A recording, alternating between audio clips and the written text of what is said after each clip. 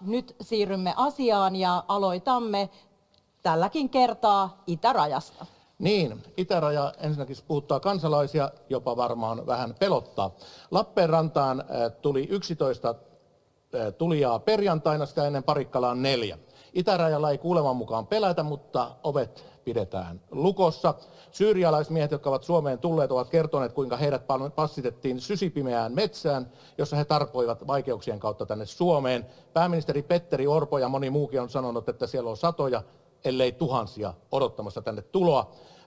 Mutta jollakin tapaa Suomi vaikuttaa hiukan neuvottomalta tämän tilanteen edessä, vaikka raja kiinni jatkuikin. Mutta Jussi Halla-aho, mikä on ratkaisu, kun keväällä tilanteen uskotaan vielä pahenevan, kun lumet sulavat ja rajan ylittäminen tulee helpommaksi?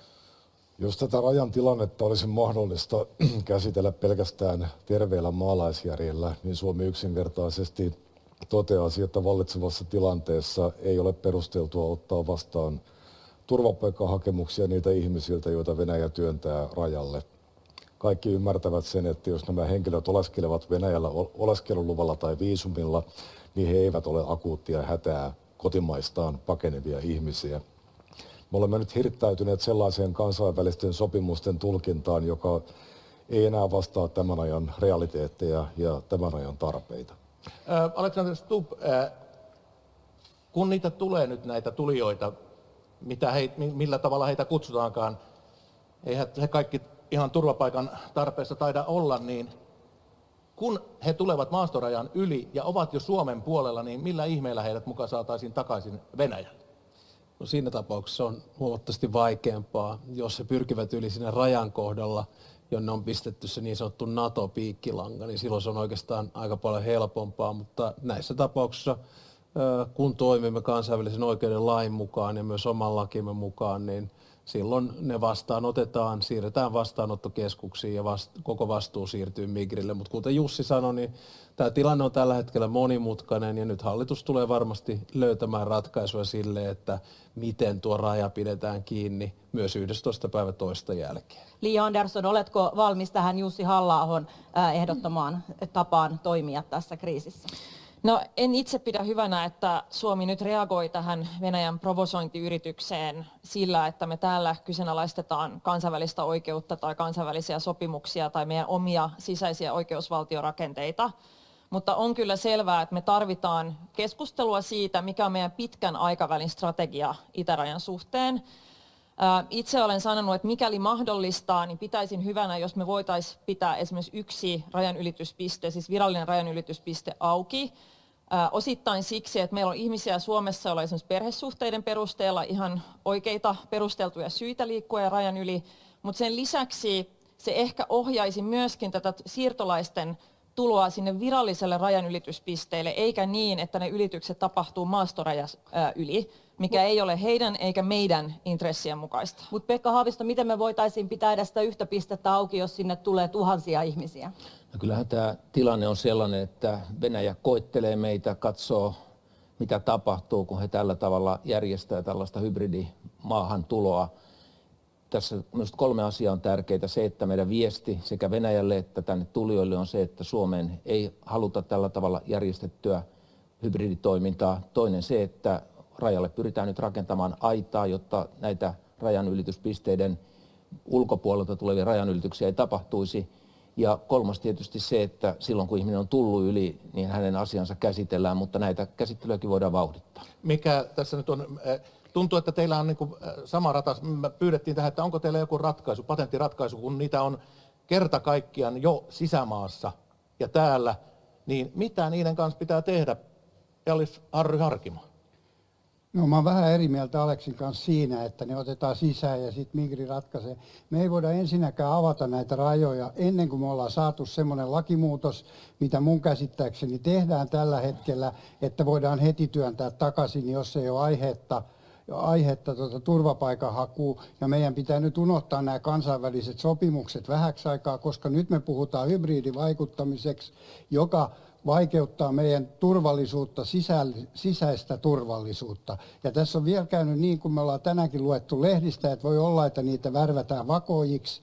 ja tämän tyyppisiä asioita, niin ei me voida niitä Suomeen ottaa. Me pidetään rajat kiinni, kunnes me saadaan lait kuntoon ja sen jälkeen me katsotaan. Eikö ne lait ole jo kunnossa itse asiassa? Niitä lakeja tehdään tällä hetkellä, ei ne synny päivässä. Nämä on vaikeita lakia ja mä oon ihan varma, että tällä hetkellä niitä tehdään, semmoisen käsityksen. Onko Jussi Halla-aholla näkemystä siihen, miksi nämä lait eivät ole Suomessa vielä valmiita, tämä rajamenettelylaki?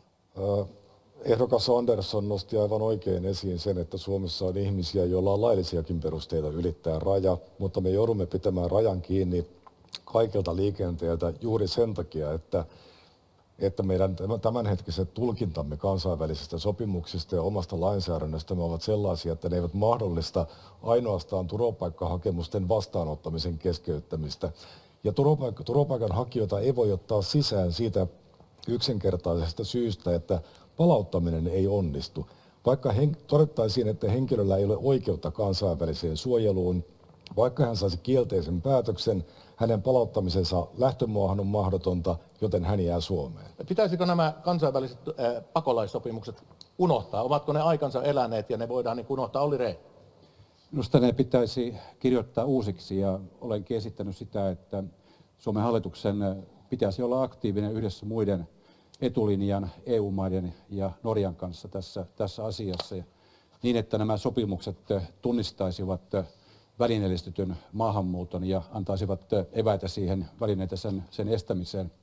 Olen myöskin esittänyt tätä pikakäsittelylain pikakäsittelyä. Ihmettelen sitä, että hallitus nukkui joulutauon. pitkään joululoman ja nyt oli se aika panna vauhtia tähän pikakäsittelylakiin. Joo, mutta Jutta Urpilainen, ryhmä venäläistaustaisia näitä Suomen kansalaisia on valittanut korkeimpaan hallinto-oikeuteen Suomen päätöksestä sulkea itäraja, ja Suomi rikkoo päätöksellä heidän oikeuksiaan, he valittavat. Ja valituksessa todetaan, onko heillä aito huoli, vaan kun täällä nyt pitää kaikkea epäillä, niin onko tämä jo osa sitä mahdollista Venäjän hybridikäyttäytymistä, että venäläisvähemmistö pannaan tekemään tällainen teko? Minusta on tärkeää sanoa näille Suomessa asuville venäläisille tai kaksoiskansalaisille, että raja on suljettu sen takia, että Venäjä on käynnistänyt meitä vastaan hybridihyökkäyksen. Eli ilman Venäjän toimintaa emme olisi tietenkään sulkeneet rajaa, ja on valitettavaa, että myöskin siviilit tästä rajan sulkemisesta kärsivät. Mutta minulla on 3 asiaa, jotka mä haluan oikeastaan tässä yhteydessä mainita.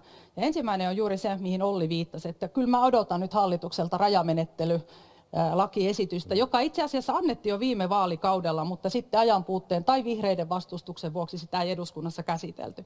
Toinen asia on se, että nyt kun me puhutaan aika kielteisesti tuosta itärajasta, niin minusta on tärkeää lähettää viesti Itä-Suomeen, että Itä-Suomen asia on koko Suomen asia. Eli ei ole Suomen intresseissä, että Itä-Suomesta tulee reservi. Meidän täytyy huolehtia Itä-Suomen elinvoimasta ja siitä, että siellä on myöskin näkymää tulevaisuudesta. Me saadaan sinne elinvoimaa ja investointeja. Ja 3. viesti on se, että Suomen pitää noudattaa kansainvälisiä sopimuksia. Me olemme sääntöpohjaiseen maailmanjärjestykseen uskova valtio ja sen takia meidän tulee noudattaa kansainvälisiä ihmisoikeussopimuksia kaikissa olosuhteissa. Onhan tämä todettu muuallakin kuin Suomessa, että ne sopimukset ovat menneen ajan tuotteita. Sitä voidaan lähteä neuvottelemaan, niin kuin Olli on esitellyt, mutta molemmat myöskin Ollin kanssa tiedämme, että se on pitkä prosessi ja näitä sopimuksia ei nopeasti uudisteta, mutta niin kauan kuin niitä ei ole uudistettu, mielestäni sopimuksia pitää noudattaa. Kyllä, samaa mieltä Itä-Suomesta. Oli painava puheenvuoro. No niin. Itä-Suomen elinvoimasta.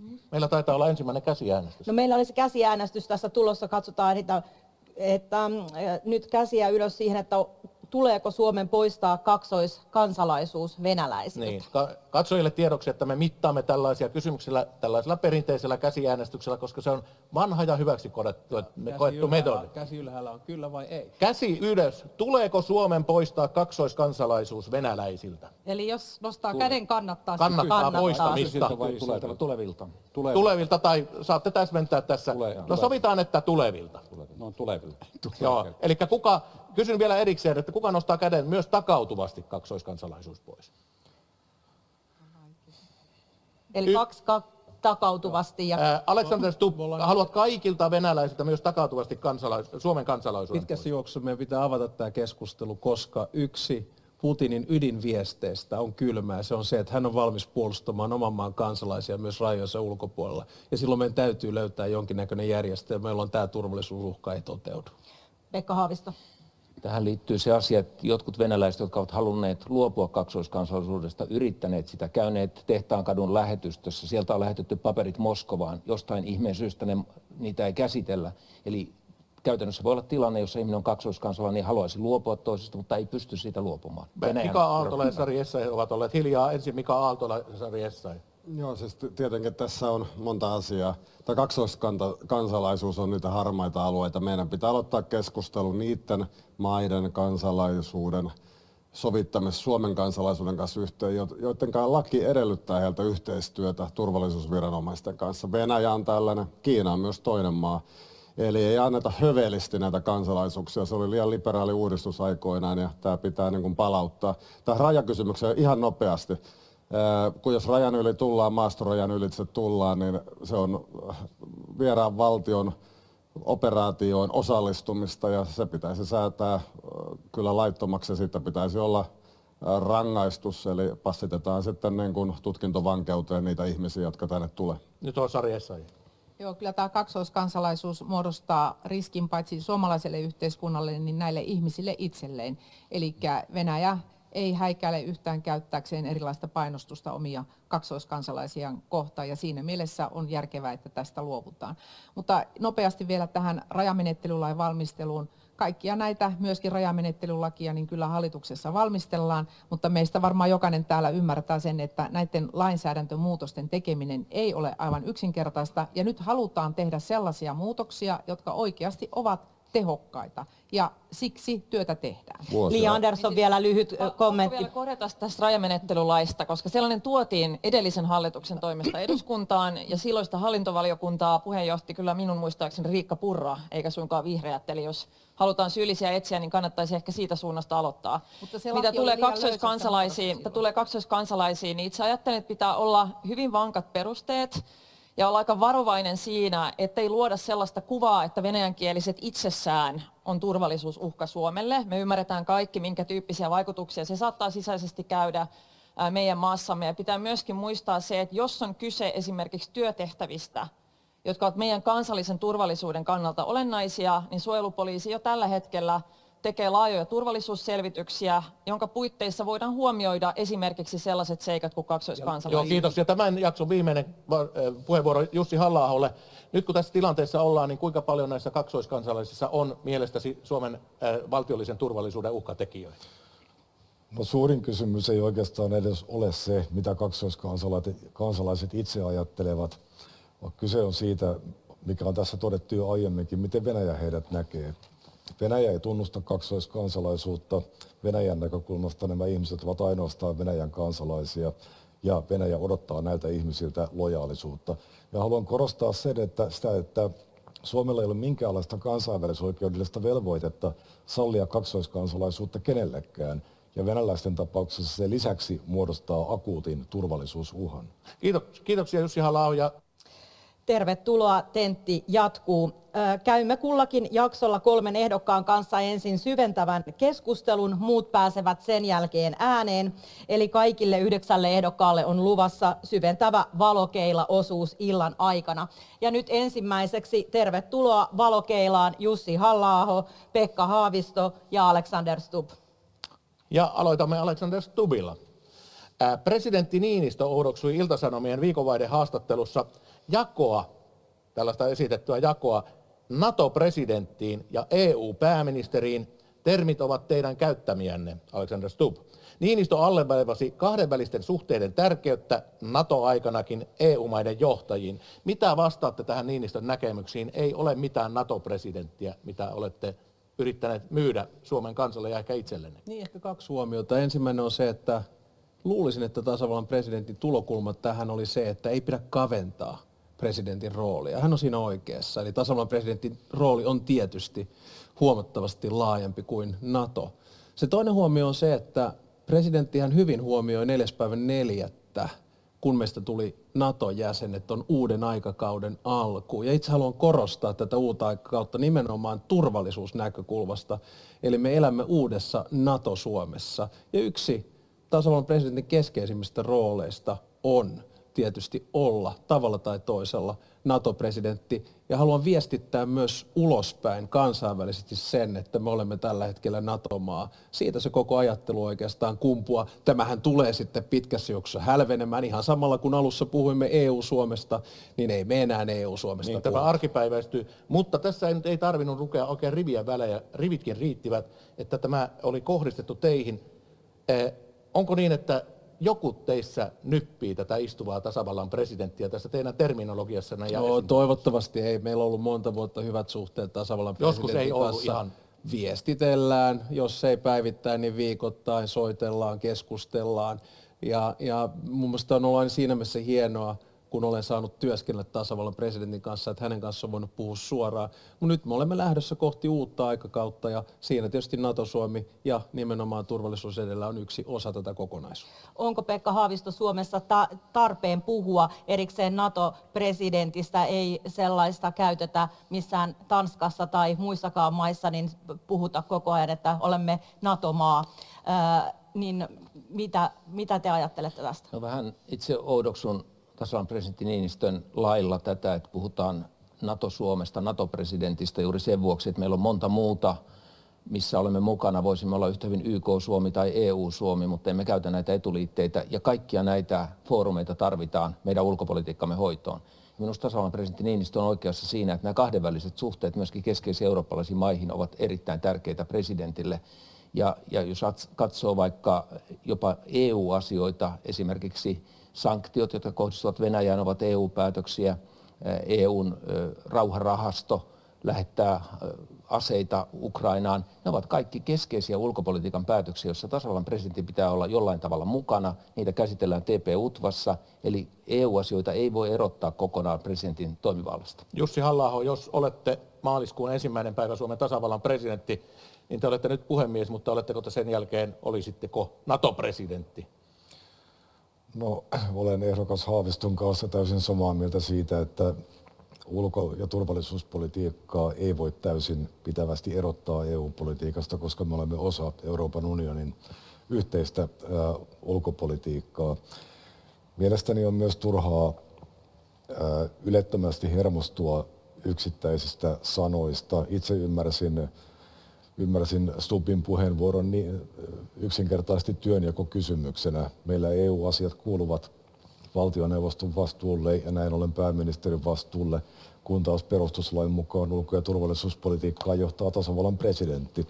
Mutta aivan yhtä totta on se, että me puhumme tällä hetkellä NATO-Suomesta tai NATO-presidentistä siitä yksinkertaisesta syystä, että tämä meidän omassa orientaatiossamme on tapahtunut dramaattinen muutos suhteessa siihen, missä me olemme aiemmin olleet. Ja kun muutama vuosi kuluu, niin aivan kuten täällä kollegat totesivat, niin emme enää puhu NATO-presidentistä tai NATO-Suomesta sen enempää kuin puhumme YK-presidentistä tai YK-Suomesta.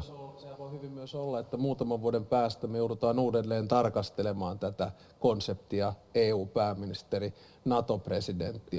Näetkö, että meillä on perustuslaissa muutostarpeita tässä vallanjaossa? En vielä tässä vaiheessa. Mä tekisin oikeastaan vähän saman, jonka teimme, kun meistä tuli EU-jäseniä. Eli ensin vähän ikään kuin opitaan tavoille, katsotaan miten järjestelmä toimii. Tavoille. No joo, se kahdenlautaisen järjestelmähän tuli lähinnä EU-sopimusten kautta, mutta pidän tärkeänä sitä, että me ymmärrämme sen, että me nyt integroimme myös oman puolustuksemme NATOon, ja se tulee olemaan yksi keskeisimmistä tehtävistä. Joo, mennään vielä vähän eteenpäin. Mä Pekka Haavistolta kysyn, koska tämä valaistusosuus on kohta ohi, niin kun meillä maaliskuussa aloittaa tasavallan presidentti, Venäjällä on presidentinvaalit niin ikään maaliskuussa, niin Pekka Haavisto, miten Venäjä testaa uutta presidenttiä ja Suomea, ja otetaan nyt esimerkiksi teidät. Onko teillä hartioita vastata siihen testaukseen?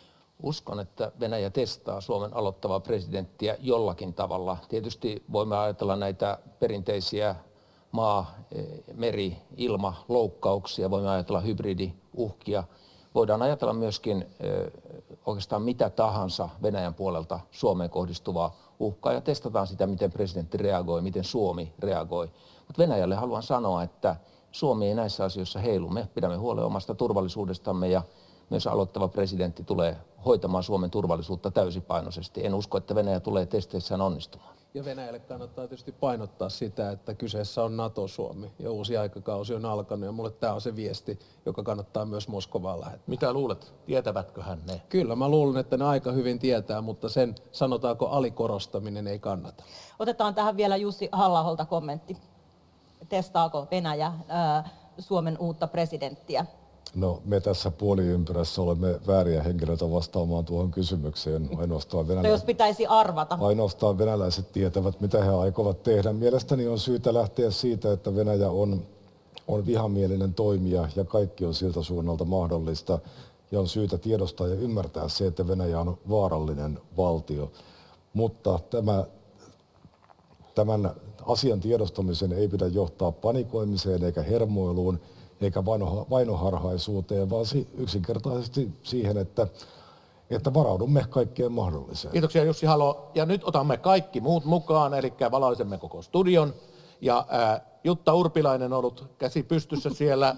Mitä kommentoitavaa jäi herrojen puheenvuoroista? No, 2 asiaa. Ensimmäinen on se, että olen kyllä tasavallan presidentti Niinistön kanssa samaa mieltä siitä, että karsastan tällaista etuliitteiden käyttöä, että ikään kuin puhutaan NATO-Suomesta, koska Suomella on yksi ulko- ja turvallisuuspolitiikka. Me edistämme demokratiaa, ihmisoikeuksia, oikeusvaltioperiaatetta kaikkialla meidän ulkopolitiikan kautta. Oli kyse sitten NATOsta, EUsta, YKsta, Etyjistä, mistä tahansa kansainvälisestä järjestöstä ja myös kahdenvälisesti.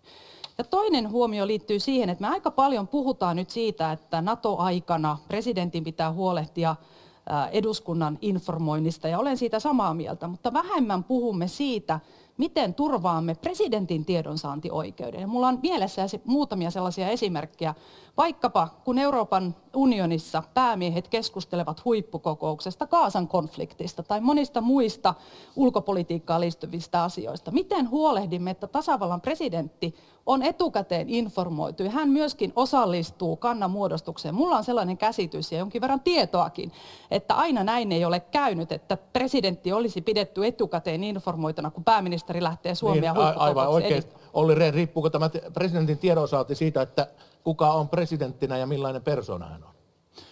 No varmasti jossain määrin, mutta sen takia meillä pitää olla sellaiset pysyvät järjestelyt, että eduskunta saa kaikissa tilanteissa tietoa. Ja kiinnitän huomiota tähän keskusteluun NATO-presidentistä, EU-pääministeristä. Itse vierastan tätä jaottelua sen takia, että sekä presidentin että pääministerin tulee olla kaikissa ulko- ja turvallisuuspolitiikan päätöksissä päätöksentekijänä, ja se tarkoittaa sitä, että kaikki Suomen ulko- ja turvallisuuspolitiikkaa koskevat päätökset pitää sovittaa yhteen TP-UTVassa. Meillä on vain yksi yhteinen Suomen kanta, oltiinpa sitten Naton huippukokouksessa tai Euroopan unionin huippukokouksessa, ja totta kai tiedon pitää kulkea sekä presidentin että pääministerin kesken ja myöskin eduskunnan suuntaan. Kiitos. Me jatkamme tässä, pysymme tietoisesti presidentin tehtävissä, mutta nyt taitaa olla jälleen Hannalla. käsiäänestykseen. Säilyttäisittekö itsellänne ylipäällikön tehtävät sodan aikana? Käsi ylös, Käsi jos ylös. tekisitte näin. Säilyttäisittekö ylipäällikön tehtävät itsellänne sodan aikana? Kaikki uskovat omiin johtokykyihinsä sodassa. Mä en nostanut. Sä et nostanut, mutta valtaosa sanotaan näin. Eikä Halla-aho. Kysymys kuuluu sillä tavalla, että korporaali Stubb nosti, niin täsmentävä kysymys hiukan jopa valtiosäännöllisesti ja tehtävien jaon kannalta. Mitkä ne ylipäällikön tehtävät olisivat, mitä aiotte johtaa ja millä tasolla? Meillä on aikaisempia kokemuksia tästä toisen maailmansodan ajalta ja ennen talvisotaa Kyösti Kallio antoi ylipäällikön tehtävät Mannerheimille ja hänkään ei pärjännyt sitä hommassa ilman päämajoitusmestari A.F. Airoa, mutta täällä ei päätä palella. Niin, ainoa tasavallan presidentti, joka ei ole ollut ylipäällikkö, lienee Risto Ryti. Lähtökohtaisesti olen sitä mieltä. Sodan aikana. Sodan aikana pitää myös olla selkeä komentorakenne ja käskysuhde. Ja se lähtee siitä, että tasavallan presidentti pidetään informoituna tilanteesta kuin tilanteesta. Ja käskysuhde suoraan puolustusvoimaan komentajan puolustusvoimaan lähen. Ei hän tule tekemään tietenkään strategisia päätöksiä, mutta nostan tähän yhden lisää. Äsken puhuimme NATO-Suomesta. Suomi on Naton jäsen. Jos me ajaudumme sotatilanteeseen, niin me olemme myös siinä tilanteessa, että tulemme tekemään läheistä yhteistyötä meidän liittolaisten kanssa. Ja silloin siinä pitää olla joku poliittinen toimija, joka toimii ylipäällikkönä ja hän on tasavallan presidentti. Eli sen takia pitäisin tästä. Ja Olli Rehn, luutnanttismies, eikö niin? Kyllä, pitää paikkansa. Onko teillä rukin jälkeen minkä tason tuo esikuntakoulutus armeijassa, eli hallitsette armeijakuntien liikkeitä ja pystytte päättämään, missä pataljoonassa tarvitaan, miten huolto perää? Viittasitte äsken kenraali Aksel Airoon. Kävin alakoulun ensimmäisen ja toisen luokan kenraali Airon työhuoneessa ja eiköhän se anna eväitä toimia myöskin ylipäällikkönä tai ainakin päämajoitusmestarina. Vielä vakavammin minusta länsimaiseen demokratiaan kuuluu se, että ylipäällikkönä toimii demokraattisesti valittu valtiojohtaja. Se on olennaista. Jos sitten sodan aikana, mitä emme toivoa, että sellaista joudumme kokemaan, presidentti katsoo, että on mielekästä delegoida, mielekästä siirtää vastuu puolustusvoiman komentajalle tai jollekin muulle henkilölle, niin se pitää katsoa sitten erikseen, mutta on mielestäni normaali käytäntö länsimaisessa demokratiassa, että armeijan ylipäällikkönä toimii demokraattinen Niin tämä kysymys valtiojohtaja. lähti siitä, että normaali demokratiassa normaali aikana ei toki olla sodan tilassa ja te kaikki olitte valmiit ottamaan ylipäällikön tehtävät, ketkä vastasitte tähän sodan aikana.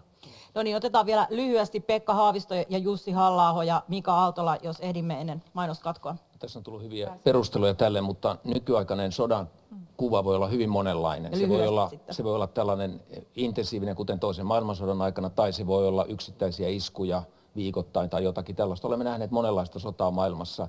Ja totta kai, jos tulee sellainen tilanne, jossa ylipäällikkyyttä tarvitaan hands-on joka päivä joukkojen liikuttelun tai muuta, tilanne on toinen, mutta ajattelen, että siinä tilanteessa, kun presidentti johtaa ylipäällikkönä armeijaa, niin myöskin samaan aikaan käydään esimerkiksi neuvotteluja siitä, miten sota tulisi päättymään tai miten konflikti tulisi päättymään. On erittäin tärkeää, että tämä kokonaiskuva on tasavallan presidentillä. Otetaan vielä lyhyesti sieltä Jussi Halla-aho. Haluaisin nyt hiukan Stubbia opponoida siinä, että vaikka ylipäällikkyys siirrettäisiin sotilaalle sodan aikana, ja sodan ajastahan tässä nyt nimenomaan puhutaan, niin eihän se poista sitä, että puolustusvoimat siitä huolimatta on poliittisen siviilijohdon alaisena, ja päätös sodasta ja rauhasta kaikissa olosuhteissa kuuluu demokraattisesti valituille poliittisille elimille. Mielestäni tämä ei mielestäni sinänsä riitä perusteeksi sille, minkä takia sodan aikana siviilin tulisi olla ylipäällikkönä puolustusvoimille. Mika Aaltola, ihan lyhyesti. Ihan lyhyesti siis ammatti-ihmiset hoitaa sodan aikana niitä töitä, jotka heille kuuluu ja jossa he ovat parhaimmillaan. Tukisin totta kai tuon työn tekemistä ja hakisin Suomelle tukea niin laajasti kuin pystyn Naton piiristä ja myös maailmalta. Niin, me menemme mainostauolle, tästä jäänyt keskustelematta, mikä on Naton rooli, mutta palataan siihen ehkä vielä. Kyllä, nyt menemme mainoskatkolla. Ja tervetuloa Kattilahalliin, Ilta-Sanomien vaalitentti jatkuu. Ja tämän jakson valokeila-osuuden aloittavat ja sinne valokeilaan nousevat Li Andersson, Olli Rehn ja Sari Essayah. Ja ensimmäinen kysymys Sari Essayahille. Li Andersson, joka on tässä valokeilassa, on sanonut, että Israel tekee Gazassa etnistä puhdistusta. Kuinka vaikea teille, Sari Essayah, on tuomita Israelin toiminta Gazassa ottaen huomioon, että kuinka paljon siellä kuolee tavattomasti esimerkiksi täysin viattomia lapsia? No, ensinnäkin on muistettava, että Hamas, terroristijärjestö, hyökkäsi Israeliin, surmasi siellä naisia, lapsia, vanhuksia, kidnappasi panttivankeja ja sitä kautta on aiheuttanut järkyttävää terroria koko tuolla alueella. Ja Israel on vastannut siihen voimalla, on pyrkinyt vapauttamaan näitä panttivankeja ja totta kai tällaisessa tilanteessa valitettavasti ihmisiä kuolee. Ja niin kuin olen todennut, niin jokainen kuolema tuolla alueella niin on totta kai tragedia ja siinä mielessä meidän pitää pystyä varmistamaan, että alueelle saadaan humanitaarista apua, että sinne voidaan tuoda vettä, ruokaa, lääkkeitä, Mutta ei voi olla niin, että hyökkäyksen kohteeksi joutunut Israel on joka ikisessä vaalitentissä keskustelun kohteena, että pitäisikö tuomita Israel. On ihan selvää, että meidän pitää tuomita terrorismi. Ja vielä on tässä tilanteessa nähtävä se, että miten Venäjä operoi näiden kaikkien taustalla. Eli Venäjähän käyttää Irania tällaisena terroribulvaanina, joka rahoittaa tällä hetkellä Hamasia, se rahoittaa Hizbollahia ja myöskin näitä Huthi-kapinallisia, jotka sitten tuolta Jemenin Huthi-kapinalliset, jotka tällä hetkellä sitten terrorisoivat kansainvälistä laivaliikennettä ja tavaraliikennettä. Joo, ei mennä Punaisella merellä ja Andersson, miltä tämä Sari Essayahin puheenvuoro vaikuttaa? Te pidätte Vasemmistoliitossa paljon yllä juuri Gazan tilannetta ja ehkä suhtaudutte vähän kriittisesti Israeliin. No tämä Sarin puheenvuoro ei vakuuta ja kyllähän syy, minkä takia nämä Israelin toimet nyt nousee esille, on se, että kaikki ovat tuominneet tämän Hamasin hirvittävän terrorihyökkäyksen. Kaikki. Kaikki länsimaat, Suomi, kaikki eri suomalaiset toimijat, mutta nyt on kyse siitä, miten länsimaat ja kansainvälinen yhteisö toimii suhteessa Israeliin, koska ei Israelillakaan ole oikeutta vastata tähän Hamasin terrorihyökkäyksen millä tahansa keinoilla.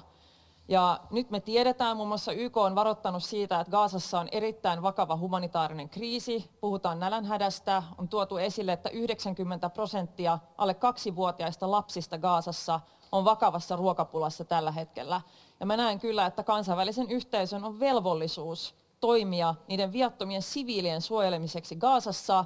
Pitää nyt painostaa Israelia, jotta me saadaan se humanitaarinen apu sinne paikan päälle ja myöskin pysyvä tulitauko, jonka kautta on sitten mahdollista siirtyä neuvotteluprosessiin. Kiitos. Että saadaan diplomaattinen ratkaisu. Ei pidä ihan paikkansa se, että kaikki olisivat tuominneet. Suomihan sen takia muun muassa jätti äänestämättä YK:n päätöslauselmassa, jossa vaadittiin tulitaukoa Gazaan, koska siinä ei tuomittu Hamasia, siinä ei myöskään vaadittu näiden panttivankien vapauttamista. Eli juuri sen takia Suomi pidättäytyy tuossa äänestyksessä, mikä oli aivan oikein. Me jatkamme sitä vielä tässä laajemmalla, mutta mies keskeltä, Olli Rehn.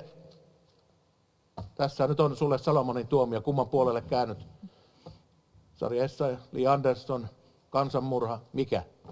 Minusta on hyvin tärkeää, että me tuomitaan johdonmukaisesti väkivallan käyttö. Ja ihmetellen sitä, Liin puheenvuorossa kyllä sitä, että miksi emme selkeästi voi tuomita Hamasin terrori-iskua. Ja tässä mielessä kyllä ymmärrän tätä Sarin kantaa sikäli, että kun tuossa YK:n päätöslauselmassa ei selkeästi tuomittu Hamasin terrori-iskua, eikä tässä mielessä oikein tunnustettu Israelin oikeutta itsepuolustukseen, niin se Suomen ratkaisu tuossa tilanteessa oli ihan oikein.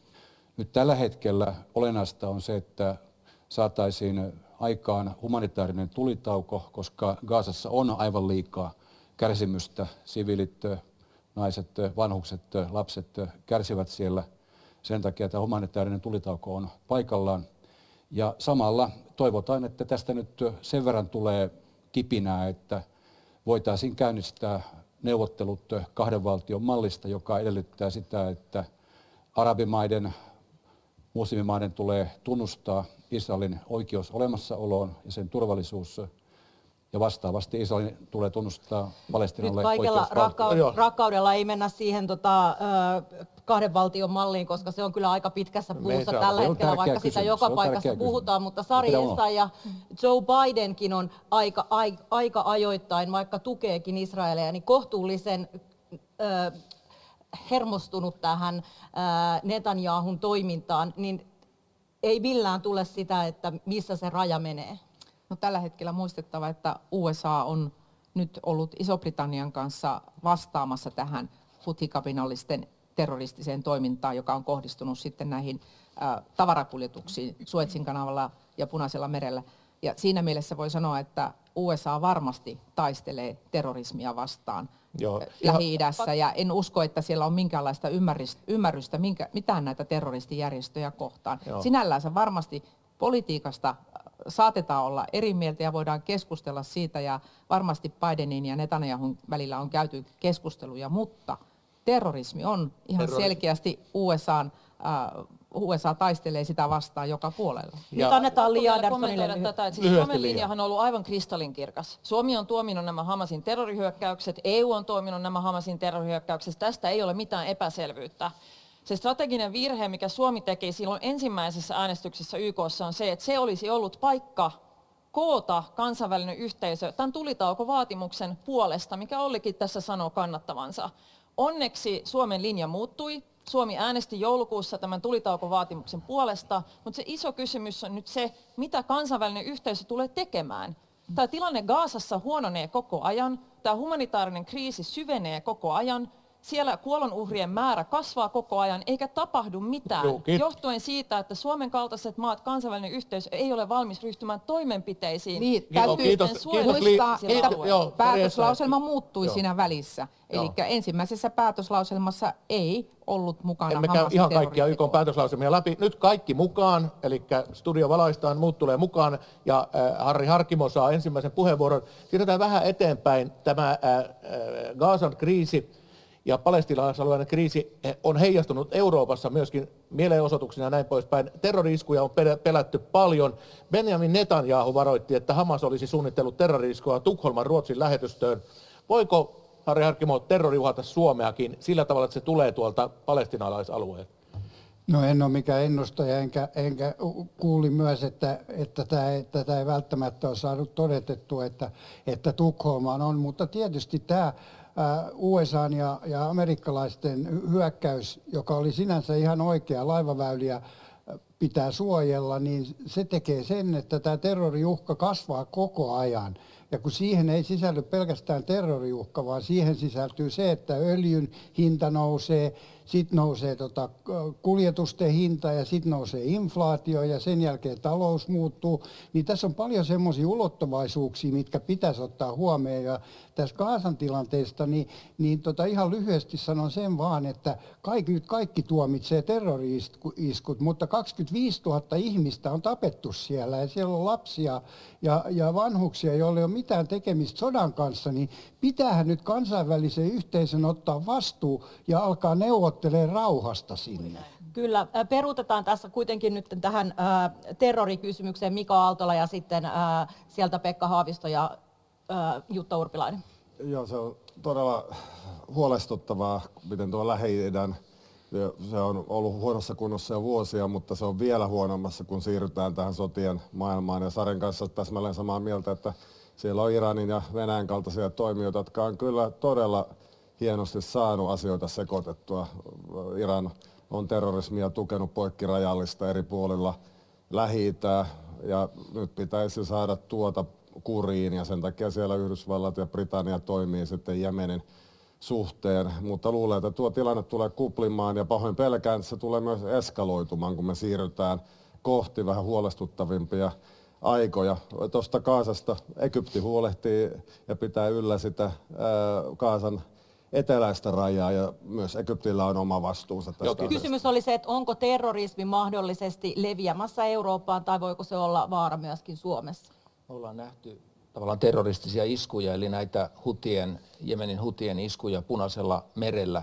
Ja tämä liittyy ehdokas Rehnin minusta hyvin hahmottamaan tähän kahden valtion malliin sitä kautta, että Yhdysvallat näkee, että jos Irania ei saada nyt kuriin, niin Iranin vaikutusvalta laajenee huteihin, Hizbollahiin Libanonissa, mahdollisesti Hamasin tukemiseen. Ja sen vuoksi, terrorismi Suomessa. Joo, sen vuoksi Yhdysvallat tukee kahden valtion mallia, ja tapa välttää terrorismia ja sen laajenemista on tietysti se, että löydetään se rauhan ratkaisu. Se on ainoa tapa. Joo, kyllä, kiitos.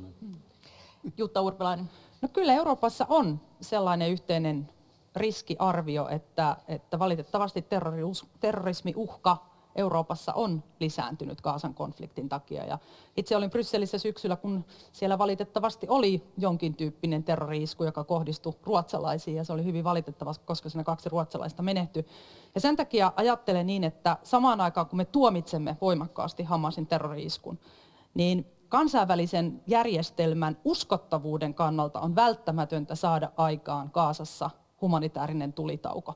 Koska se, että tämä kriisi leviää ja eskaloituu, niin kuin me nähdään nyt Punaiselle merelle, se hyödyttää myös erittäin voimakkaasti Venäjää. Kyllä. Ja tästä syystä Euroopan unioni valmistelee para-aikaa operaatiota Punaiselle merelle, tämmöistä kriisinhallintaoperaatiota. Toivottavasti ensi viikolla Suomikin on ulkoministerikokouksessa tätä tukemassa. Joo. Alexander Stubb, jälleen palataan Sauli Niinistö, se ei johdu teistä, mutta tämä kysymys on nyt viimeinen tässä jaksossa.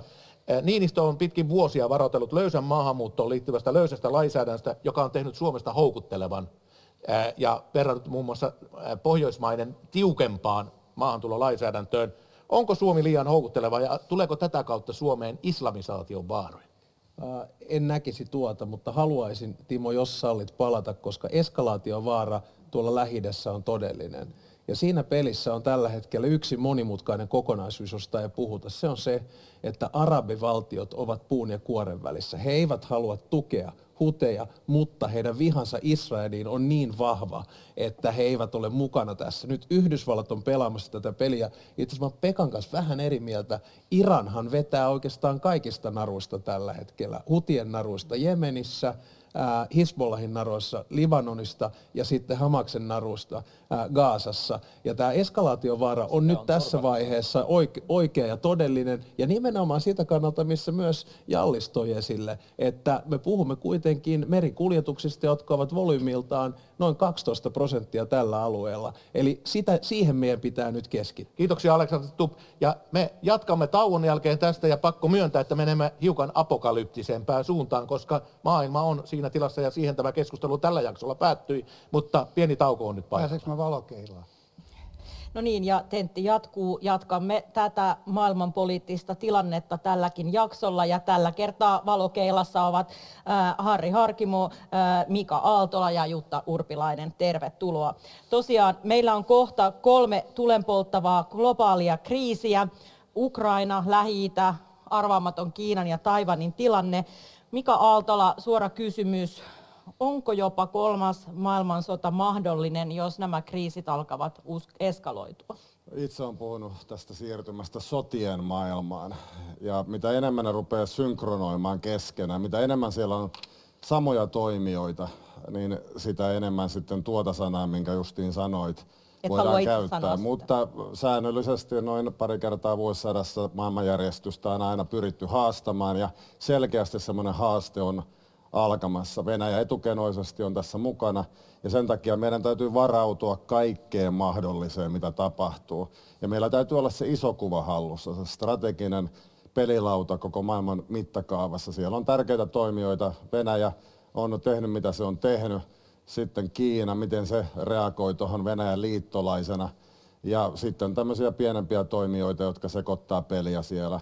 Eli tämä sääntöperäisen maailmanjärjestyksen iso haaste on alkamassa ja miten se tulee kehittymään on nyt tavattoman tärkeää Suomessa ymmärtää. Ja presidenttihän se päästrategi, jonka pitää tehtävänä on nähdä se Suomen suunta ja hallita se historiallinen viisaus, mikä liittyy juuri tähän ajanjaksoon, johon me olemme siirtymässä. Mika Aaltola, vielä täsmennys. Onko tämmöinen todellakin apokalyptinen lopputulos?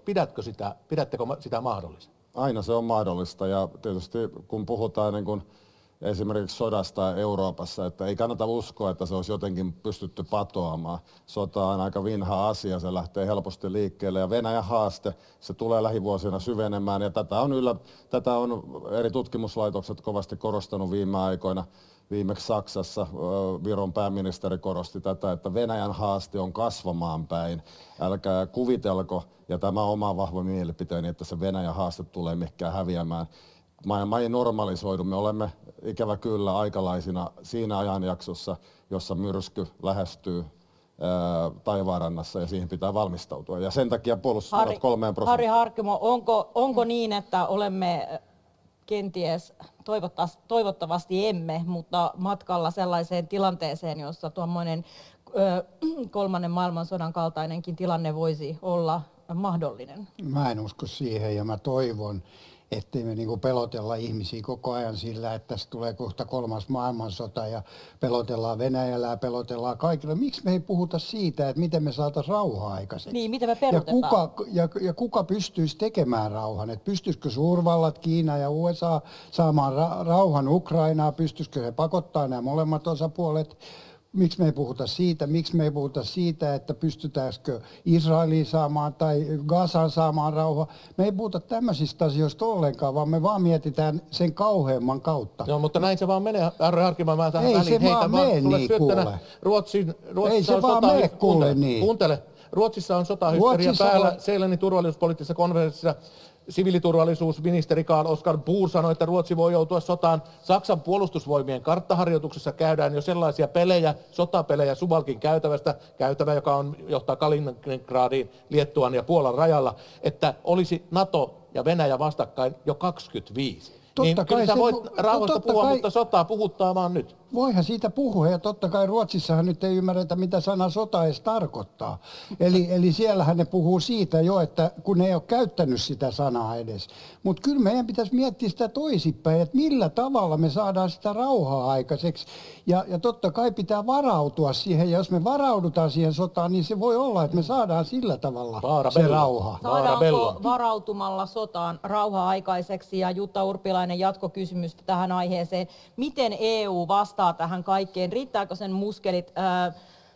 muskelit tähän hommaan vai onko tämä näiden suurien valtioiden keskinäinen peli? No erilaisiin skenaarioihin pitää varautua ja mä itse tulkitsen tuon Saksan puolustusvoimien vuodetun paperin juuri tästä näkökulmasta, että Saksakin varautuu erilaisiin skenaarioihin. Ja tätähän Suomikin tekee ja meidän puolustusvoimat ja koko NATO liittokuntana. Mutta samaan aikaan meidän ulko- ja turvallisuuspolitiikan päätehtävä on turvata rauha. Siihenhän me pyrimme. Me haluamme vakauttaa omaa maahan, mutta me haluamme edistää rauhaa myöskin maailmalla. Ja tähän meidän ulko- ja turvallisuuspolitiikka tähtää. Mikä on sitten Euroopan unionin rooli? Mä itse näen, että Euroopan unioni on myös ulkopolitiikassa Suomelle väline. Ja me tiedämme, että tällä hetkellä suurvallat nostaa rooliaan ja tämmöinen voimapolitiikka tekee paluuta.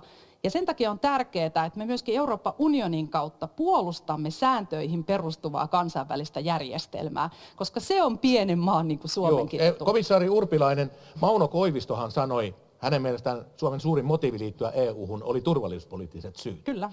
Ja kysymys, kun EUn heikkoutta moititaan tässä ja nyt ollaan tässä Natossa ja me seurataan Turkissa, ehkä on tapahtunut jotain edistymistä Ruotsin jäsenyyden kautta, mutta yhtä kaikki Turkki ja Unkari lyövät kapuloita rattaisiin, joka tuntuu aivan uskomattomalta, siis ensin Suomen ja nyt Ruotsin osalta. Jutta Urpilainen, luotatko, kun hätä tulee Naton 5. artiklan turvatakuisiin, kun Natokin tuntuu olevan hajalla? Luotan. Ja sen takia Suomi on myöskin NATOon liittynyt. Ja mä haluan vielä sanoa sen tästä Euroopan unionista, että kaikissa olosuhteissa meidän pitää vahvistaa NATOn eurooppalaista pilaria. Meidän pitää kannustaa muita eurooppalaisia maita nostamaan omaa puolustuskyvykkyyttään, parantamaan sitä ja myöskin investoimaan enemmän puolustukseen. Ja se on meidän intresseissä. Ja samaan aikaan kehittää myöskin Euroopan unionia turvallisuusyhteisönä, että EU täydentää NATOa. Ne eivät ole päällekkäisiä organisaatioita, vaan ne täydentää toisiansa. Niin ja Niinistö on puhunut, mutta mä haluaisin kysyä saman kysymyksen Mika Aaltolalta. Tämä on helppo kysymys, johon pyydän lyhyitä vastauksia. Mika Aaltola ensin, Aarre Harkimo, molemmille sama kysymys. Luotatteko te Naton 5. artiklan mukaisiin turvatakuisiin? Totta kai siihen täytyy luottaa ja Suomi suunnittelee asioita sen varassa, että ne toimii. Mutta tuossa aikaisemmin puhuttiin Niinistön kommenteista, että onko tämä NATO-Suomi vai ei. Hän selkeästi omasta mielestäni viittasi siihen, että historia jatkaa kulkuaan.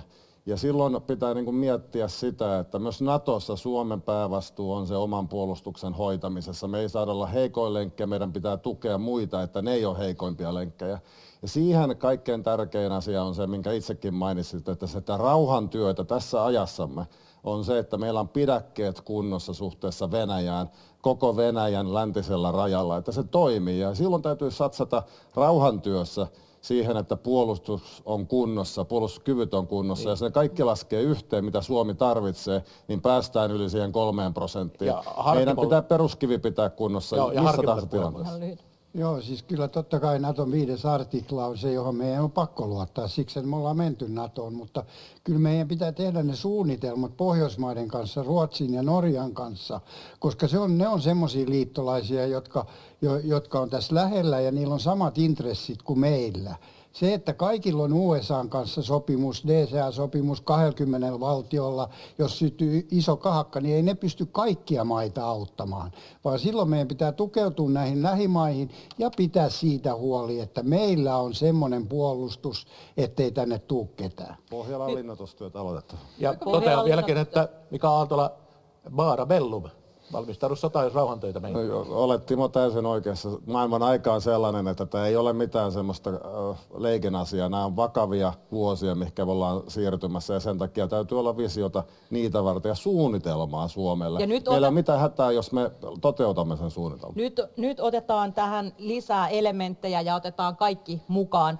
Aloitetaan sieltä Jussi Halla-ahosta. Trump voitti Iowassa murskaavasti republikaanien esivaalin, mutta riittääkö edes USA:n muskelit, jos Kiinan tilanne kärjistyy ja tiedämme, mitä kaikkea Trump on sanonut Euroopan puolustamisesta? Se ei ole hyvä asia, mutta vaikkapa Yalein professori Timothy Snyder sanoi CNN:llä, että USA on kuin jättiläinen, joka ei kiinnitä huomiota ympäristöönsä ja tällöin jättiläinenkin voidaan kaataa.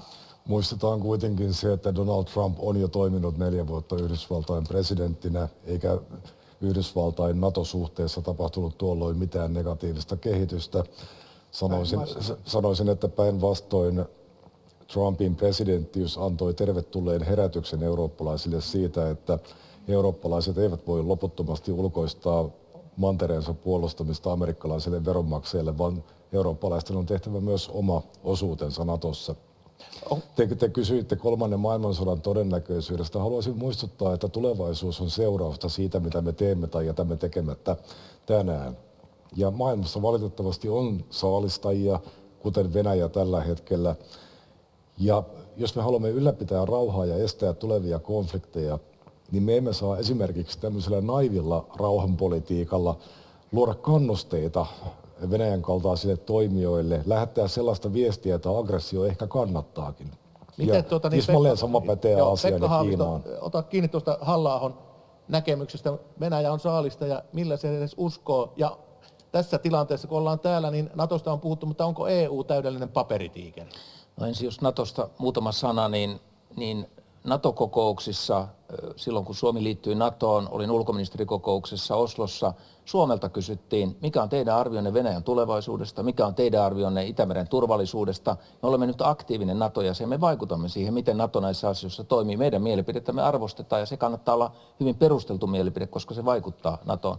Mutta olen samaa mieltä, että EU:ssa on paljon kehittämisen varaa, on sotilaallinen liikkuvuus olemassa, on tietysti sanktiopäätökset liittyen Venäjään, on rauhanrahaston tuki Ukrainalle ja tarvitaan vahvempaa EUta myöskin puolustuspuolella, mutta ajattelen niin, että Euroopassa tämä eurooppalainen NATO vaatii myöskin vahvistusta ja en usko, että Yhdysvallat luopuu Euroopan puolustamista missään olosuhteissa, mutta on tärkeää, että meillä on nämä kahdenväliset sopimukset. Pekko Haavistosta on hyvä ottaa kiinni.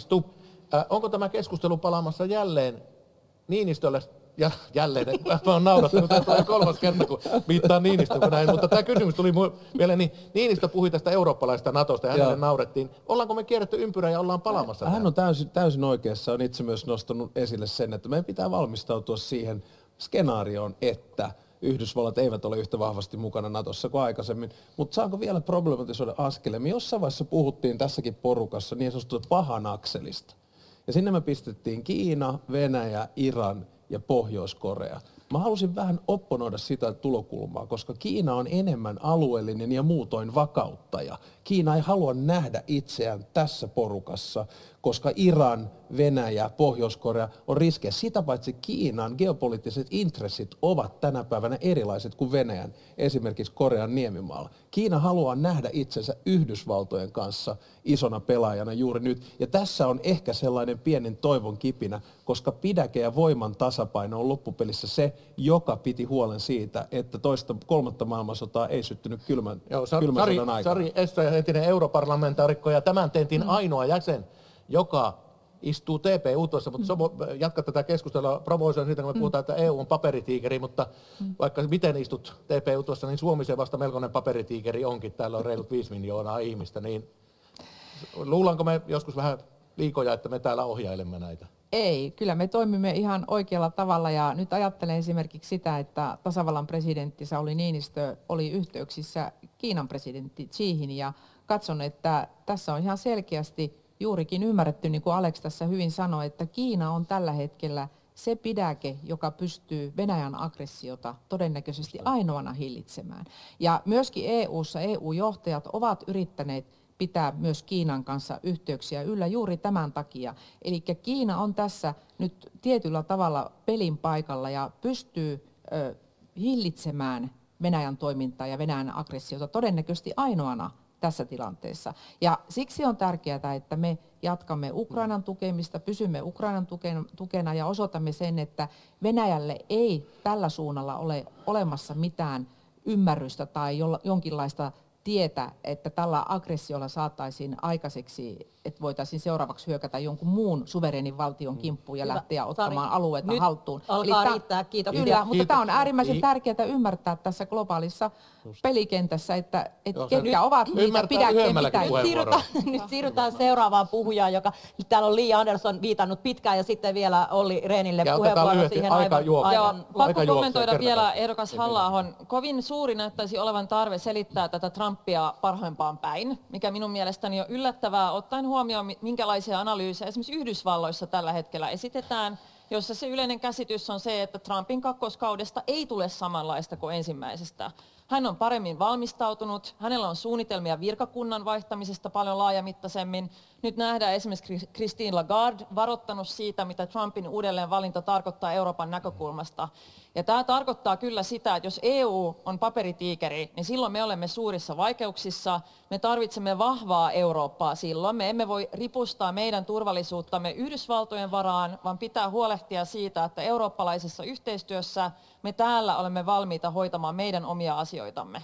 Nyt annan tähän lyhyen kommenttipuheenvuoron Jussi Halla-aholle. Mielestäni ehdokas Andersson ei aivan riittävästi arvosta sitä, että Yhdysvallat on 250 vuotta vanha katkeamaton demokratia, jossa on erittäin raskaat instituutiot, erittäin laaja puolueen rajat ylittävä näkemys sitoutumisesta Eurooppaan ja erityissuhteesta Eurooppaan, eikä se todellakaan ole kiinni yhden presidentin henkilöstä, mutta siitä olen täysin samaa mieltä, että on hyvä, jos me olemme huolissamme asiasta, koska se saa eurooppalaiset ottamaan myös omat velvoitteensa oman mantereensa puolustamiseen vakavammin kuin tähän asti on ollut asianlaita. Katsokaa republikaanien toimintaa Ukrainan tuen suhteen. Minun mielestäni ei voi sanoa, että Yhdysvalloissa olisi ikään kuin puoluerajat ylittävää sitoutumista Eurooppaan, kun eivät edes pysty sopimaan Ukrainan tukemisesta siinä tilanteessa, missä ukrainalaiset tällä hetkellä ovat. Eikö se liittyy puhtaasti nyt sisäpolitiikkaan? Ja republikaanit tekee kaikkensa, jotta Biden häviää vaalit sen Silti takia. tässä nähdään, mitkä ne implikaatiot silloin Euroopan turvallisuuden näkökulmasta on. Ei se nyt liity siihen. No niin, nyt ennen kuin menemme tässä pidemmälle, niin menemme mainoskatkolle. Ja mainoskaupan jälkeen tulemme takaisin kohti kotimaata, sen voimme luvata. Ja tervetuloa Kattilahalliin, Sörnäisiin. Täällä tentti jatkuu, presidenttiehdokkaita 9 kappaletta. Menemme teemalla eteenpäin. Teema olkoon nyt vaikka leikkisesti koko kansan presidentti. Ja Olli Rehn, olette rinnastanut Jussi Halla-ahon mediapuheet, siis lähinnä Yle, esimerkiksi Ilta-Sanomien viime viikon takaisella vaalimessuilla, niin nämä Jussi Halla-ahon mediapuheet Unkarin Viktor Orbániin ja sanonut, haluavatko suomalaiset valita Orbánin Unkarin tie vai jatkaa pohjoismaiden pitkää linjaa. Onko siis mielestäsi tämä herra Jussi Halla-aho, onko hän Suomen Viktor Orbán? Niin, sananvapaus ja lehdistönvapaus ovat länsimaisen demokratian perusarvoja. Ne ovat Suomen tasavallan perusarvo. Ja kun ehdokas Halla-aho käytti puheenvuoron, jossa hän poliittisen perustein olisi leikkaamassa Yleisradion rahoitusta massiivisesti 4/4. Pidän sitä näiden periaatteiden vastaisena ja hyvin pitkälle samankaltaisena toimintana, millä Viktor Orbán Unkarissa on suitsinut mediaa. Mitä siitä seuraisi, jos tasavallan presidentti alkaisi ohjeistaa Yleisradiota sen journalismissa ja ehkä pitämään kuria sitten muutoinkin medialle? Se olisi kyllä Unkarin tie ja tämä on se asia, mikä erottaa meidät Venäjästä tai Unkarista. Meillä on Venäjän kanssa ehkä sama raideleveys, mutta eri arvopohja. Me pidämme kiinni demokratiasta, oikeusvaltiosta ja sananvapaudesta. Tämä ei varmaan tarvitse edes kysymystä. Ole hyvä. No ehdokas Rehnillä nyt suoraan sanottuna hiukan mopo keulii ja suo tämän anteeksi, koska oletan, että hän ei ole katsonut tätä kyseistä Ilta-Sanomien tenttiä, jossa toimittaja Haapala esitti kysymyksen, että kannatanko edelleenkin perussuomalaisten eduskuntavaaliohjelmassa esitettyä leikkausta Ylen rahoitukseen. Ja kyllä kannatan. Pitäisin vähän erikoisena, jos en kannattaisi vaalien jälkeen sitä, mitä olen ollut kannattamassa ennen vaaleja. En esittänyt leikkausta poliittisin perustein, vaan totesin erikseen tässä haastattelussa tai tentissä, että rahoitusta leikkaamalla tietenkään ei voida puuttua tai ratkaista Ylen journalistiikkaan ja sen värittyneisyyteen liittyviä ongelmia, vaan kyseessä on säästötoimenpide. Ja mielestäni on aika erikoista, jos sananvapaus ja demokratia Suomessa ovat kiinni siitä, että Ylen erittäin runsaskätinen rahoitus pysyy nimenomaan sillä tasolla, jossa se on tällä hetkellä. Ja samalla kun ihmisille tärkeitä peruspalveluja leikataan, niin Ylen rahoitus olisi jokin pyhä lehmä, johon ei saa missään oloissa kajota. Jutta Urpilainen, nostatteko Jussi Halla-ahon vastauksen?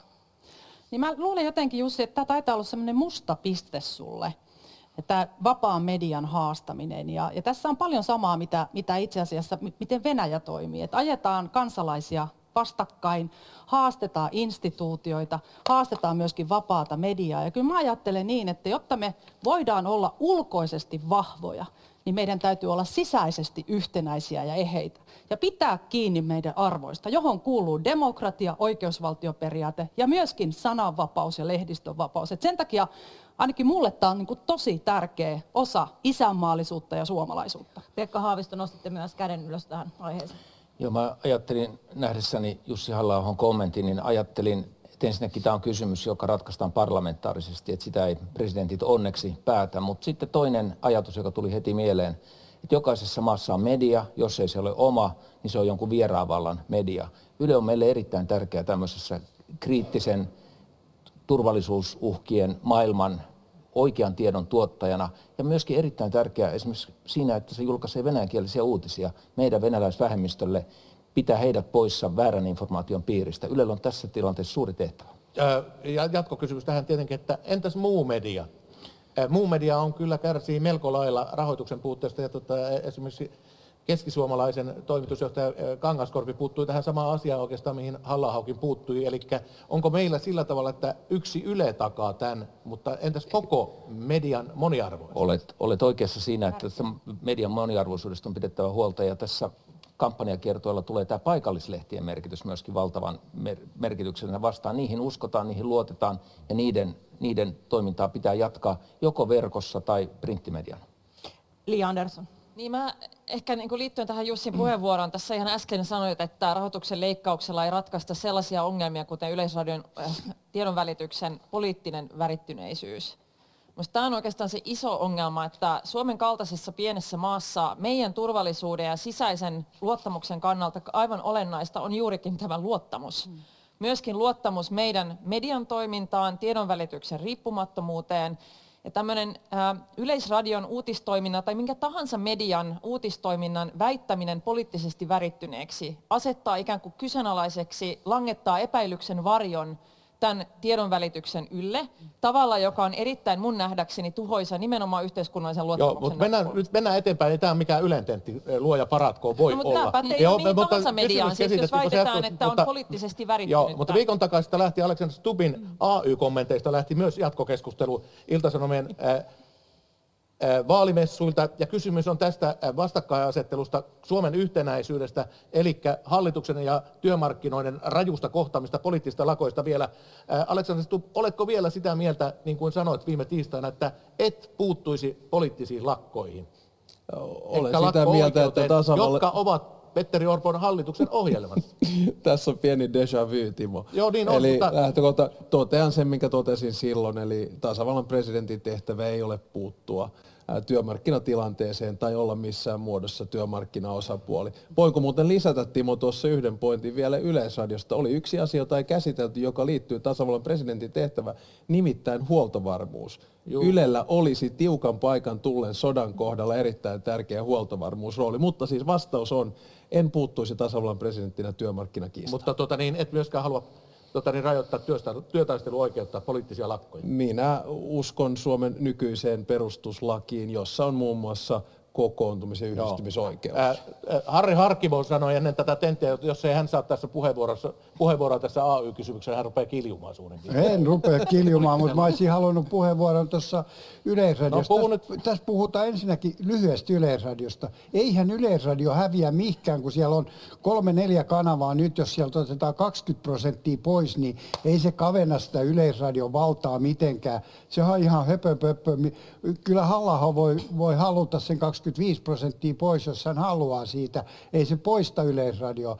Mutta siis AY-liike ja presidentin vallasta, totta kai presidentillä ei ole minkään näköistä toimivaltaa AY-liikkeeseen. Mutta jos Suomessa on kriisi ja yleislakko on tulossa tai isot työtaistelut tulossa, niin en mä näe sitä mitenkään ihmeellisenä, eikä kukaan ainakaan mulle voisi tulla sanomaan, että en saa kutsua työnantajia ja työntekijöitä yhteiseen palaveriin, missä he selvittäisivät mulle, että miksi tämmöinen iso työtaistelu on tulossa ja onko siihen joku ratkaisun mahdollisuus. En näe tässä mitään ihmeä. Herra Harkimo, tämä on erinomaisen hyvä paikka suorittaa legendaarinen käsiäänestys. Ja käsi ylös ne presidenttiehdokkaat, jotka ovat sitä mieltä, että presidentti voi, ellei jopa kuuluu puuttua työmarkkinariitoihin. Urpilainen on SDP:stä ja SDP:stähän ne on kaikki AY-pamputkin. Tämäkö selittää? Aika paha. Toivottavasti kaikki.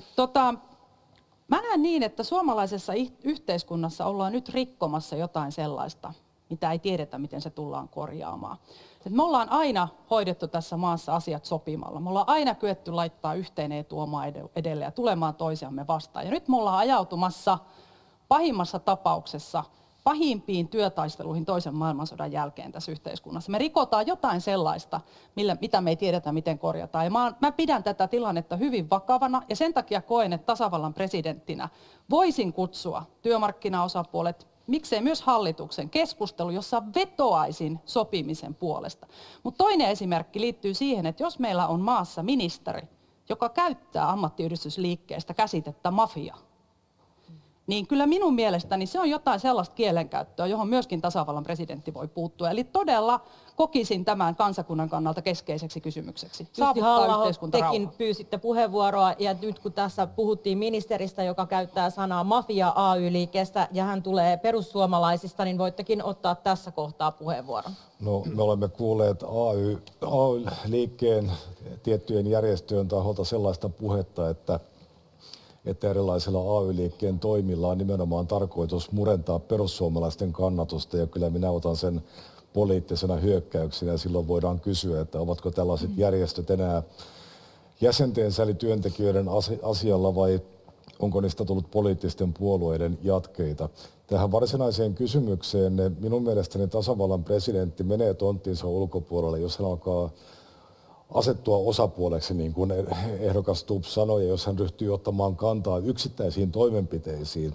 Sen sijaan minun mielestäni on täysin paikallaan, että presidentti muistuttaisi työmarkkinaosapuolia siitä, että meillä on yhteinen hiili, johon kannattaisi puhaltaa, koska meillä on yleisesti tunnistettu rakenteellinen ongelma Suomessa, se, että meillä liian harva on työssä, meillä on liian paljon työkykyisiä ihmisiä työelämän ulkopuolella tai niin pienillä tuloilla, että he eivät pysty elättämään itseään.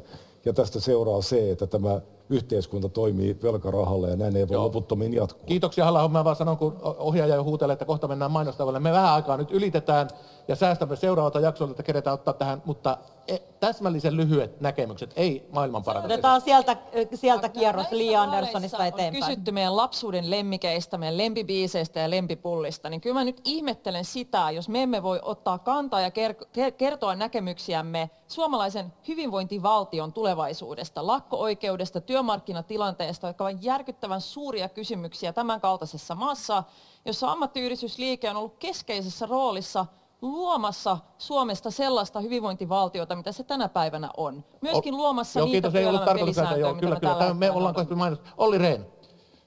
Presidenttinä en voisi katsoa sivusta tumput suorana, kun Suomen talous ajautuu kriisiin. Tällä hetkellä työmarkkinoita ollaan ajamassa yhteentörmäykseen ja Suomea ei rakenneta selkävoitoilla, vaan joukkuepeliin. Nyt täällä sotketaan poliittiset lakot ja normaalit työtaistelutoimenpiteet. Eli nythän hallituksen ohjelmaan kuuluu nimenomaan poliittisten lakkojen suitsiminen, jotka ovat erittäin harvinaisia missään muualla Pohjoismaissa. Ja sen takia katson, että tämä on ihan oikea linja, mitä hallitus tällä hetkellä tekee. Mutta sitten totta kai meillä on ihan perusoikeutena kuuluu Pekka Haavisto, ja tämä on talous liittyy niin paljon Suomen turvallisuuteen tällaisena hetkenä, missä nyt ollaan. Ja se, että päästään sopimukseen ja noudatetaan sopimusyhteiskunnan periaatteita, sen puolesta presidenttinä puhuisin. Kiitos. Ja Mika Aaltola, hyvin lyhyesti. Me ollaan heikennetty demokratiana ja me ollaan vähän niin kuin, meillä on koulukiusaamista, työpaikkakiusaamista ja viime kesänä me nähtiin paljon semmoista yhteiskuntakiusaamista. Me ollaan toistemme kurkuilla ja nyt olisi hyvä päästä takaisin ja presidentti voi muistuttaa tästä takaisin siihen, että yhdessä päämäärää kohti pallo hallussa. Eikä kiitoksia Mika Aaltola ja katsojille todettakoon, menemme katkolle, mutta sitä ennen totean, että kyllä meillä olisi tässä 9 kappaletta hyviä pääministeriehdokkaita, koska varsinaisesti sinnehän tämä asia Yksi on jo ollut. Mitä? Yksi on jo ollut. Yksi on ollut, joo. Mutta kiitoksia, menemme katkolle ja palaamme sen jälkeen. Minkälaisia seurauksia? Palataanko siihen? No niin, ja tervetuloa tähän tämän tentin viimeiseen osioon. Tässä ensin kysytään pari kysymystä henkilöitä, jotka ovat olleet ulkoministereinä, eli Alexander Stubb ja Pekka Haavisto. Kun olette ollut siinä ulkoministerin tehtävässä ja ulkoministeri on presidentin työpari, ja presidentti johtaa ulkopolitiikkaa, mutta miten se menee käytännössä teidän mielestänne arjessa? Sanooko presidentti aina viimeisen sanan, eli johtaa vai ei? Aloitetaan Pekka Haavistosta. No itselläni on presidentti Niinistön kanssa kokemus tämmöistä dialogista. Taisi olla useampia satoja kertoja, kun olimme ministerikaudella yhteydessä ja joinain päivinä useamman kerran opin arvostamaan hänen analyysiaan tietysti ja tietojaan ja yhteyksien asioista, mutta kyllä hän tuntui kuuntelevan ulkoministeriäkin. Ja sitten kun tuli nämä vaikeat hetket, Suomen NATO-jäsenyys tai se kun lähdettiin antamaan apua Ukrainalle ja totta kai Afganistanin Kabulin lentokentän evakuointi, niin silloin oltiin kyllä, voi sanoa joskus tunneittaankin yhteydessä, silloin oli tiukka paikka, että hallituksen yhteistyö tasavallan presidentin kanssa toteutuu muun muassa siinä ulkoministeri ja presidentin tiiviissä yhteydenpidossa. Mutta jos teillä on erimielisyyksiä, niin kumpi päättää? No ohi presidentin hän ei voi ulkopolitiikkaa tehdä, että viime kädessä sieltä täytyy löytyä se, mikä on meidän perustuslaissakin. Tasavallan presidentti päättää yhteistoiminnassa valtioneuvoston kanssa ja se yhteistoiminta on se avain. Molempien osapuolten pitää se asia nähdä samalla tavalla. Alexander Stubb, teillä on kokemusta Tarja Halosen ajalta.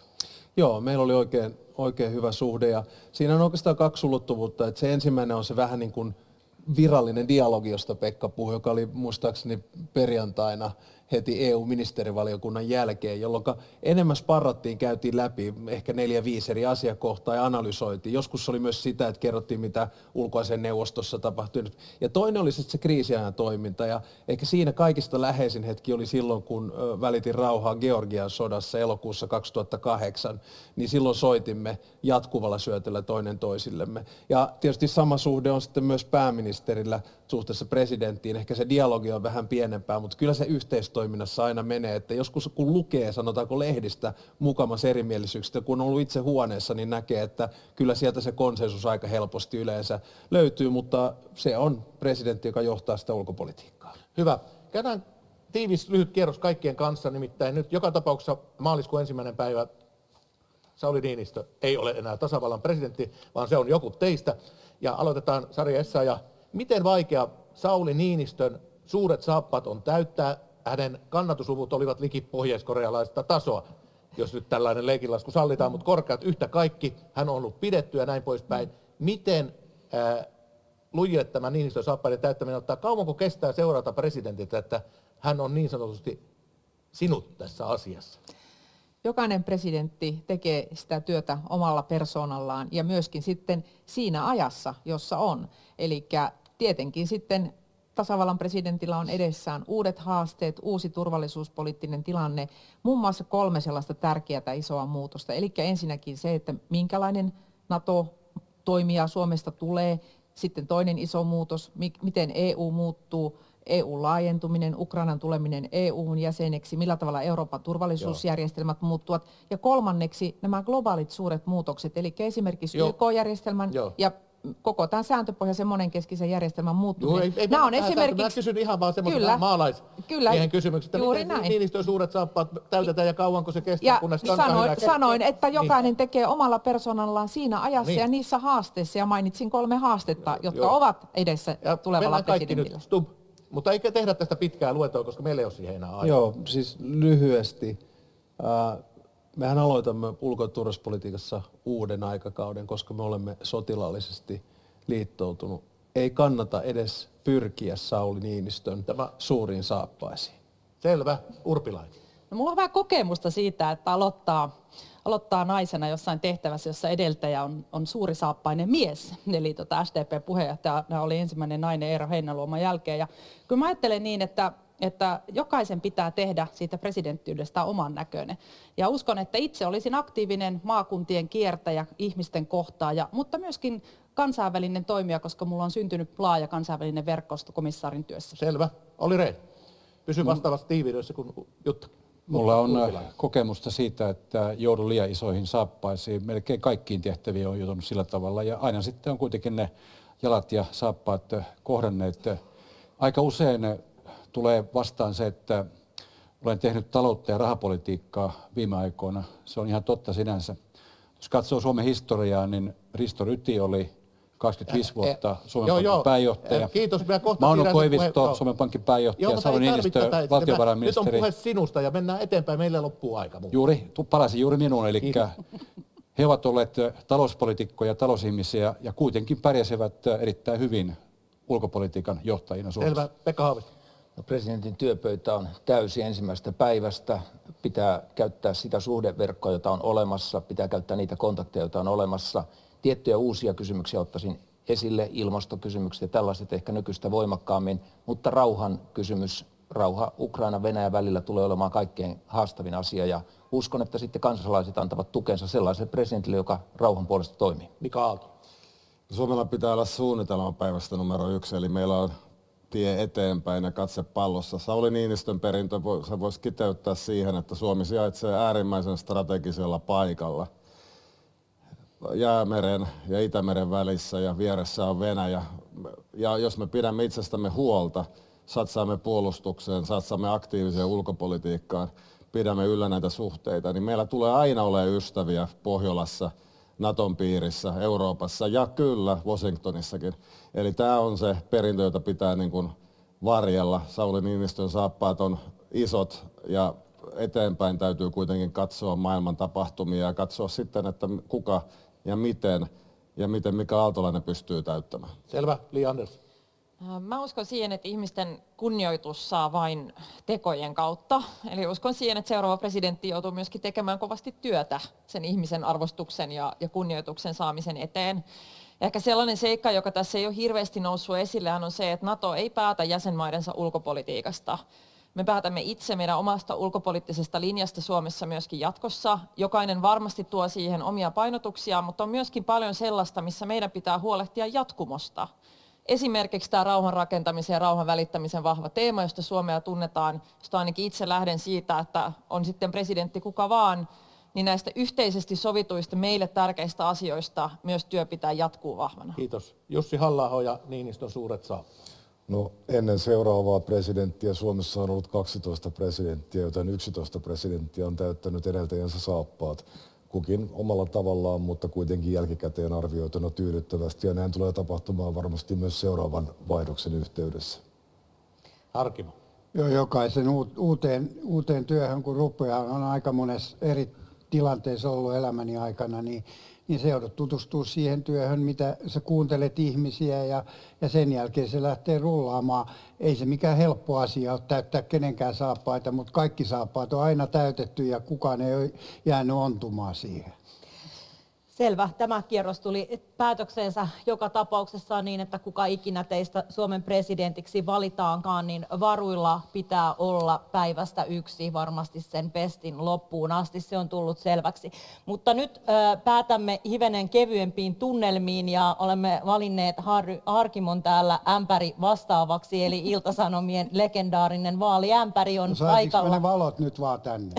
Haluat valokeilaan? Niin, Joo. ja katsojille tiedoksi tämä ämpäri on Ilta-Sanomien tuommoinen muoviämpäri, joka oli viikko sitten Ilta-Sanomien vaalimessuilla, ja siellä on semmoisia vähän kysymyksiä pitkin taivaanrantaa niistä näistä, mutta Paljastavat jotain paljastavat ehdokkaista. kuitenkin aina vastaista jotakin, ja tämä ämpäri on hyvin lyhyessä ajassa muodostunut jo legendaariseksi.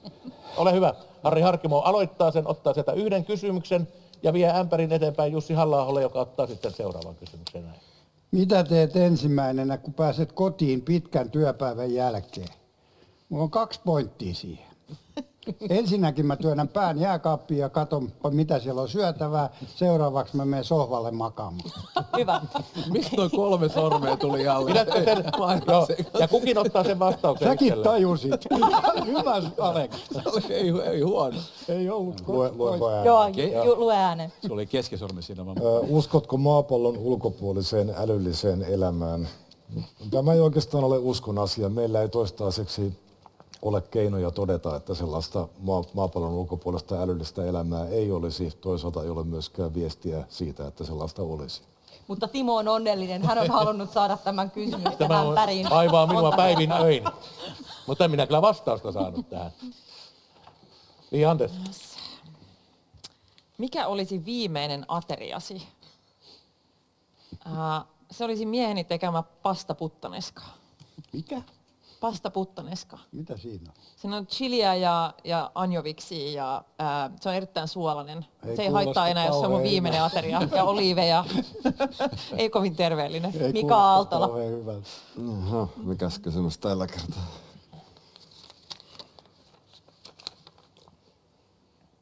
Mikä Pokemon olisit? Itse asiassa olen pelannut todella vähän Pokemon-pelejä. Eli niin kysyn kollegoilta, että mikä Pokemon olisi. Pikachu. Pikachu. Ninja vaikka. Niin, ja uskon Olliin tässä suhteessa. Videopelit on jäänyt vähän vähemmälle, kun on ollut katse kirjoissa ja maailman ymmärtämisessä. Olisi ehkä kannattanut uskoa näitä toisia. Älä Taisi älä tietää, että pantaa Pokemon Joo. on. Pikachu on ainakin Pokemon. niin ja joo.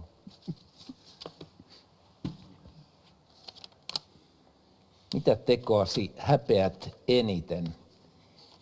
Varmaan joskus on kävellyt ohi jonkun semmoisen ihmisen, joka on tarvinnut apua ja jälkeenpäin on ajatellut, että olisi pitänyt pysähtyä.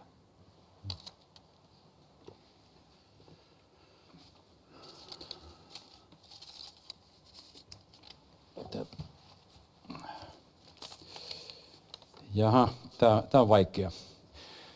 Jalkapallo vai jääkiekko?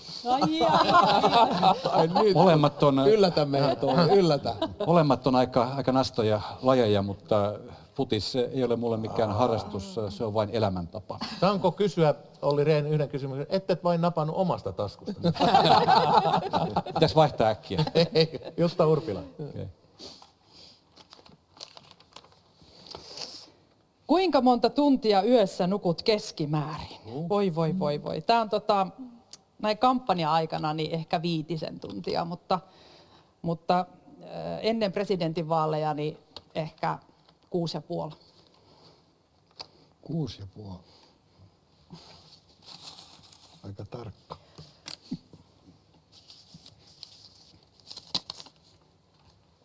Mikä on suosikkiautomerkkisi? On rehellinen. Ei siis... Varaosa myyjällä ainakin Lada. Menee paljon varaosia. Lujaa lada. Joo. Ei, kyllä tässä nyt täytyy valita kiinalainen laatuauto, eli täyssähkö Volvo, joka on vaimon. Toimii. Onko de-risking hoidettu? Kiina. Niinhän niissä on. Ja Sari Essay. Sitten, että mitä aihetta inhosit koulussa? No mä en oikeastaan inhonnut mitään ainetta, koska mä tykkäsin koulun käymisestä. Että voi olla, että Sano väliin. Kuvaamataito ei ehkä ollut ihan parhaimpia oppiaineita, niin kuin varmastikin tässä muutama ilta sitten nähtiin tästä taideteoksestani televisiossa. Joo. Kiitoksia kaikki. Ja tässä meillä on aikaa vielä yhdelle käsiäänestykselle, ja se olkoon, herra Paratko, viimeinen käsiäänestys tässä tämän vaalikauden kuulemmassa tentissä. Tätä kattilahallista täällä lämpötila toki on noussut, mutta se ei ole ollut alussa kovin suuri. Nimittäin kysymys on seuraava. Kuka teistä haaveili jo rippikouluikäisenä pyrkivänsä Suomen tasavallan presidentiksi? Käsi ylös, jolle tämä on ollut sellainen Paavo Väyrysmäinen intohimo-kysymys niin kauan kuin teillä suurin piirtein poliittista muistia riittää. Silloin vasta mopo keuli, kun mulla oli viritetty mopo. Pressahommista en kuvitellutkaan mitään. No, missä vaiheessa, mennään vähän niin kuin huutokauppaa, että missä vaiheessa teillä tämmöinen tuli mieleen? Mä heitän nyt niin kuin Pekka Haavisto on 3. kertaa, häneltä on turha kysyä, mutta Stubb esimerkiksi ensimmäistä kertaa ja pakko nyt hiukan aikaa tätä ja tuli elokuussa, mutta milloin tämä rupesi pyöriin mielessä? 24. päivä 2. 2022. Okei. Jussi Halla-aho. Ei teitäkään voinut aikaisemmin kuvitella, että olette presidenttiehdokkaana, tuskin itsekään. No ei. Puolueen piiristä kyseltiin ja niin kuin sanonta kuuluu, niin siitä se ajatus sitten lähti. Mika Aaltolalle kysymys siitä, että teillä se tuli mieleen ja pakko myöntää, että kannatus oli korkealla, mutta sieltä se tuli alas. Missä vaiheessa? No itse asiassa Ilta-Sanomat keksi laittaa sen sinne kyselyihin oman nimeni. Ennen sitä en ollut ajatellut asiaa yhtään. Kansa piti siitä, mitä ne näki silloin, kun toimin Ukrainan sodan keskellä, ihmisten keskellä. Olin läsnä ja se testi niin kuin läpästi ja sitten mentiin ulkopoliittisen instituutin johtajasta. Ajateltiin, että kyllähän varmasti ulkopolitiikasta tietää ja tulee politiikan ulkopuolelta, niin ehkä haluttiin vähän freesiä kasvua ja tässä sitä nyt sitten ollaan.